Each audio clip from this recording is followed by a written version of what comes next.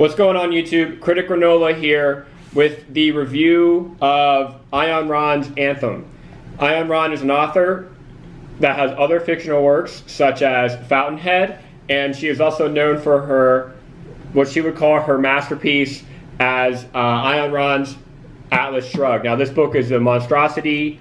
It has very small text, so this one I have not read and I have not dove into, and I'm not quite sure what I will.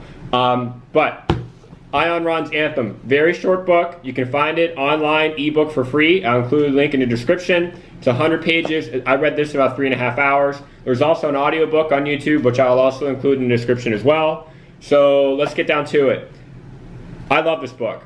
I thoroughly enjoyed reading this. I read it basically all in one setting.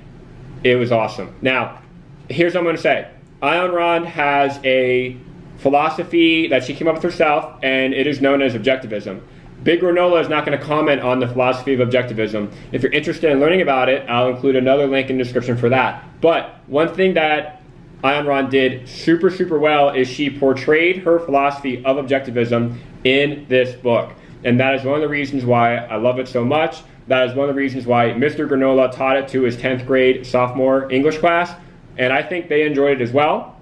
At least they told me they've enjoyed it. But one of the biggest reasons why I enjoy this book so much is the portrayal of her philosophy on objectivism in this piece of fiction. It is great. I also think it is very well written. I was intrigued the entire time. And I will say chapter 11 was one of the most uplifting chapters I have read in a long time.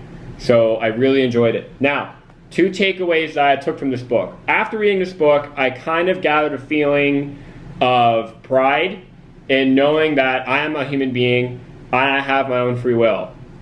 I felt that after I read this. I also felt great knowing that I am an individual and I can make my choices. I felt a great appreciation for that. Another thing that you might be interested in after you read this book and after you look up objectivism is to do some research on how Ayn Rand and her work influenced the Canadian rock group band Rush. You can see in their song 2112 and a multitude of others, her work, or I should say Neil Peart's lyrics were heavily influenced by her work. So there's something for you to check out too if you enjoy reading this book.